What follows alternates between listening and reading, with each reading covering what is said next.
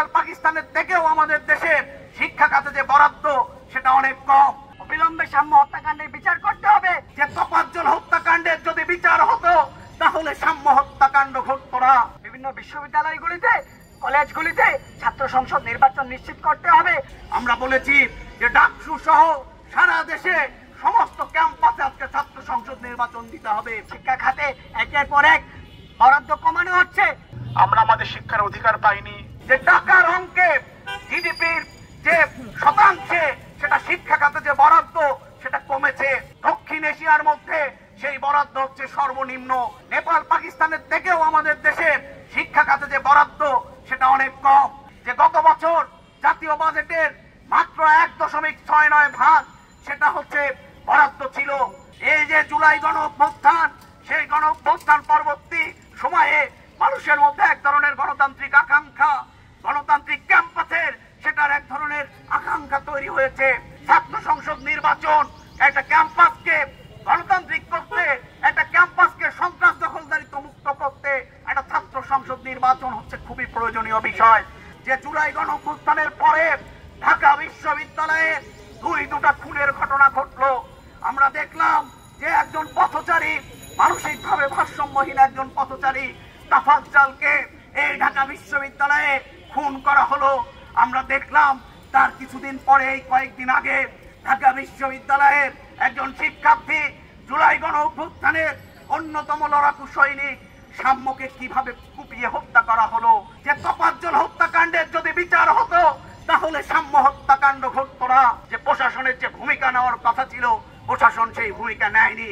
প্রশাসনের এই যে নির্বিকার, এই যে দায়িত্বহীন আচরণ, সেই আচরণের কারণেই দুটা হত্যাকাণ্ড ঢাকা বিশ্ববিদ্যালয়ের অভ্যন্তরে ঘটেছে।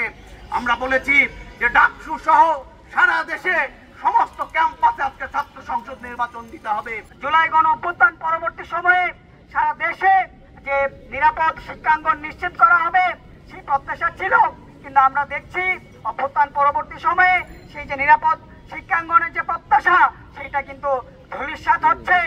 ঢাকা বিশ্ববিদ্যালয় সহ সারা দেশের বিভিন্ন প্রতিষ্ঠানগুলিতে উদ্বেগজনক ঘটনাগুলি ঘটে চলছে।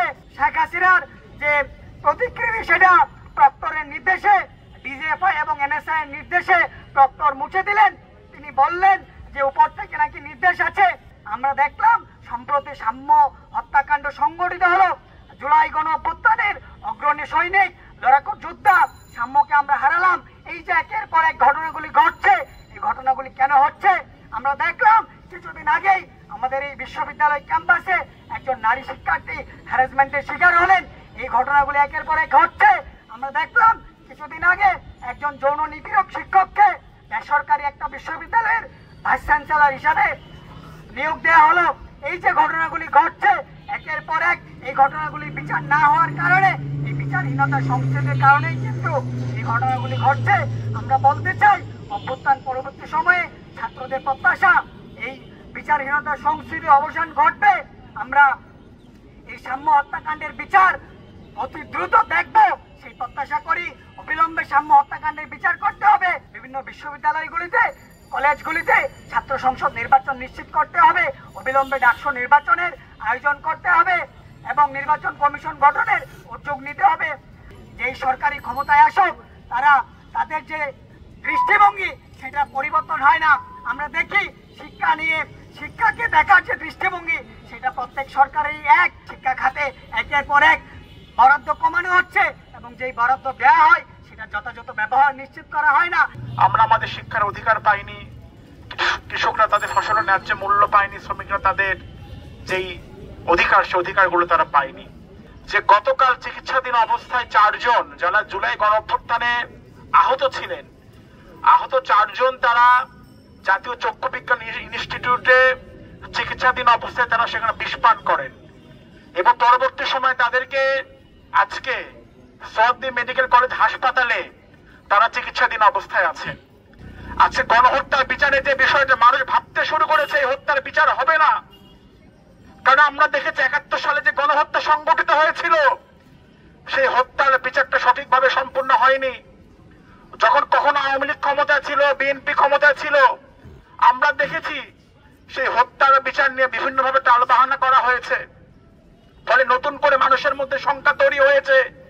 আপনারা দেখেছেন যে মামলাগুলো দেওয়া হচ্ছে, সে মামলাগুলোর মধ্যে বিভিন্ন ভাবে এমন ধরনের মামলা দেওয়া হচ্ছে যে মামলাগুলোর মধ্যে কোনো যেই বিভিন্ন জনকে নামে মামলা দেওয়া হচ্ছে যে মামলাগুলোকে পরবর্তীতে প্রমাণ করা যাবে না, সেই রকম মামলা দেওয়া হচ্ছে।